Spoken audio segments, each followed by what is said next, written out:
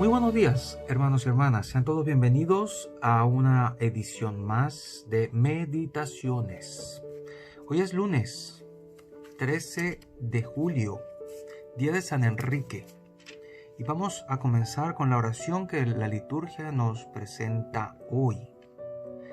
Dios nuestro, que con la abundancia de tu gracia ayudaste a San Enrique a pasar admirablemente del cuidado del gobierno temporal a las realidades del reino.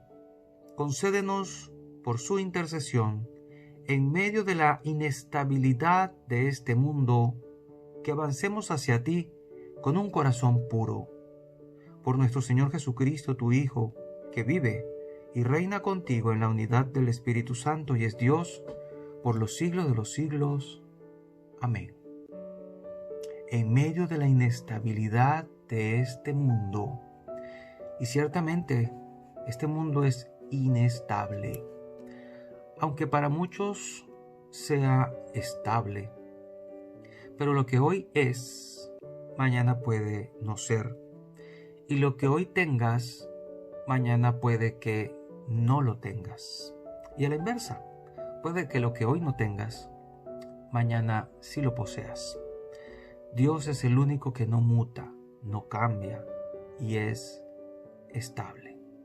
Hoy la palabra de Dios en el Evangelio de Mateo, capítulo 10, versículos del 34 hasta el capítulo 11, versículo 1, el Señor nos hace un gran desafío y es a que escojamos a Jesús y le pongamos en el primer lugar en nuestra vida, cosa que nosotros debimos haber hecho desde hace tiempo, pero que hemos preferido otras cosas que a Él. Y el desafío va directamente a nosotros. Dejemos que Mateo nos lo diga. En aquel tiempo, Jesús dijo a sus apóstoles: no piensen que he venido a traer la paz a la tierra. No he venido a traer la paz, sino la guerra. He venido a enfrentar al hijo contra su padre, a la hija con su madre, a la nuera con la suegra, y los enemigos de cada uno serán los de su propia familia. El que ama a su padre o a su madre más que a mí, no es digno de mí. El que ama a su hijo o a su hija más que a mí, no es digno de mí. Y el que no toma su cruz y me sigue, no es digno de mí. El que salve su vida la perderá, y el que la pierda por mí la salvará. Quien los recibe a ustedes me recibe a mí, y quien me recibe a mí recibe al que me ha enviado. El que recibe a un profeta por ser profeta recibirá recompensa de profeta. El que recibe a un justo por ser justo recibirá recompensa de justo. Quien diere, aunque no sea más que un vaso de agua fría, a uno de estos pequeños por ser discípulo mío, yo les aseguro que no perderá su recompensa. Cuando acabó de dar instrucciones a sus 12 discípulos, Jesús partió de ahí para enseñar y predicar en otras ciudades. Palabra del Señor. Gloria a ti, Señor Jesús. Este evangelio está como que en dos partes. La primera parte ciertamente es un poco controversial porque uno normalmente piensa que Jesús, príncipe de la paz, ha venido a traer paz. Todos pedimos paz. Es una de nuestras principales peticiones cuando hacemos oración. Pero desconcierta un poco ver cómo Jesús nos dice: no he venido a traer paz, sino la guerra. ¿A qué tipo de guerra se refiere Jesús cuando pronuncia estas palabras? Y lo hace en el ambiente doméstico, entre la familia, que es lo más desconcertante. He venido a enfrentar al hijo con su padre y a la hija con su madre, a la nuera con su suegra, y los enemigos de cada uno serán los de su propia familia. Queda claro para muchos de nosotros que cuando optamos por la vida cristiana, cuando optamos por Jesús, muchos de nuestra familia, nuestros amigos, los más cercanos, se van a oponer. Porque no todos van a entender nuestras razones, nuestras preferencias en cuanto a esto. nuestras opciones. Hemos vivido durante mucho tiempo en, digamos, un ambiente, un cierto ambiente cristiano, un ambiente que por cierto se ha ido diluyendo cada vez más. De tal manera que en nuestra familia ese ambiente católico, cristiano, cada vez es más diluido, es menos notorio. Y aquellos valores que de antaño se vivían en nuestra casa, pues ya no son tan visibles. Es más, en muchas familias ya ni siquiera se notan.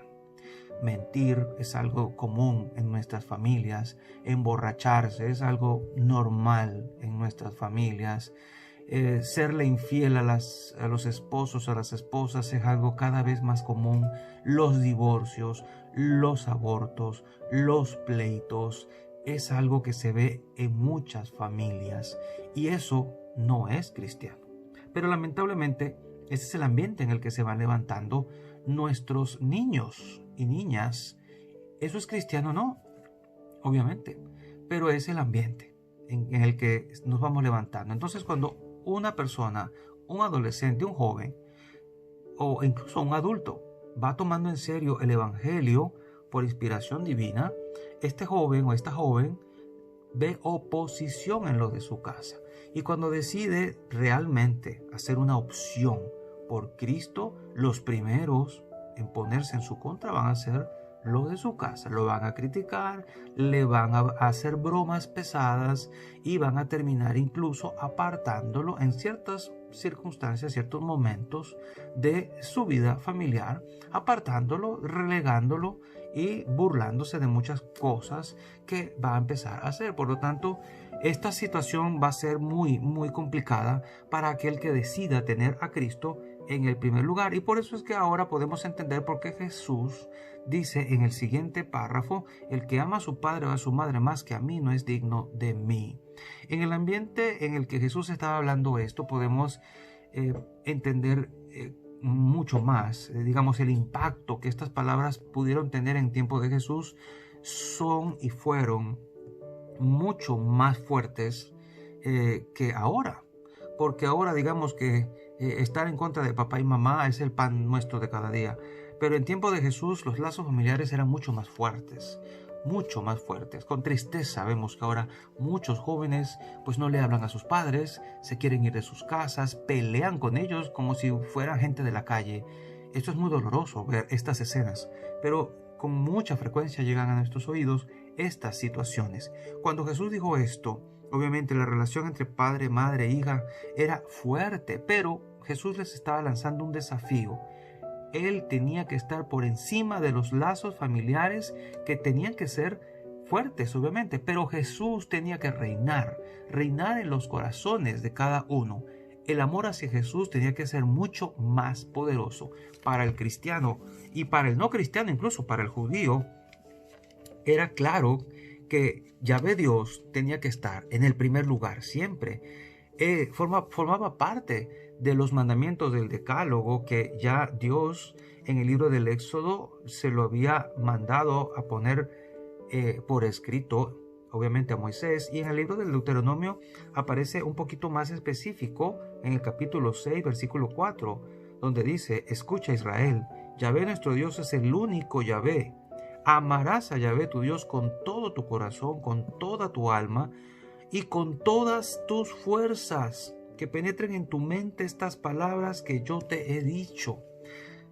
Para el judío era claro que Dios estaba por encima de cualquier afecto humano. Y si nosotros en lo humano normalmente pretendemos quedar bien con nuestra familia, agradar a papá, agradar a mamá, agradar a los hermanos, ¿cuánto más entonces tenemos que agradar a Dios? Mucha gente pretende agradar a papá o a mamá o a los hermanos o a los amigos, a los primos, y dejamos a Dios a un lado porque nuestra familia está primero. Bien, tu familia puede estar primero, siempre y cuando primero y encima de ellos esté Dios. No puedes tú sacrificar tu relación con Dios por quedar bien con tu familia de carne, porque podrías estar cometiendo un gravísimo error. Si Dios está primero en tu corazón, en el primero de tus amores y el más grande, tu relación con los demás puede estar mucho, mucho mejor. Porque es Dios quien suaviza las asperezas de tu corazón. Es Dios quien te hace tener relaciones mucho más sanas, mucho más libres, sin apegos. Es Dios quien te ayuda a perdonar las ofensas que otros te hacen. Es Dios quien te ayuda a amar a las personas poco amables. Es Dios quien te ayuda a perdonar a los de tu familia, a sus errores, sus imperfecciones. Es Dios quien te ayuda a mantener, incluso en tu hogar, relaciones mucho más sinceras, sin mentiras, relaciones sin conflictos, entre esposos, entre hermanos, entre padres e hijos. Si Dios no está en el primer lugar, las relaciones familiares se pueden convertir en un verdadero hervidero, y eso no lo queremos. Así que démosle al Señor el primer lugar en tus afectos. Ponlo a Él en el primer lugar. Estarás cumpliendo el mandamiento número 1 de la ley, y al mismo tiempo estarás abriendo tu corazón para relaciones familiares mucho mejores, mucho más sanas, mucho más libres. No te contentes con solo tener una familia buena y con solo agradarlos a ellos, porque en definitiva, al último de la vida, el único que va a estar allí para salvarte, para defenderte, va a ser el Señor.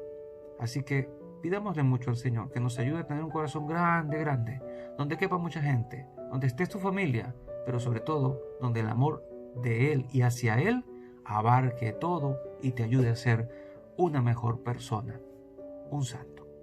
Y la bendición de Dios Todopoderoso, Padre, Hijo y Espíritu Santo, descienda sobre cada uno de ustedes y les acompañe siempre. Y seguiremos en contacto, si Dios lo permite, a través de este canal. Chao, chao.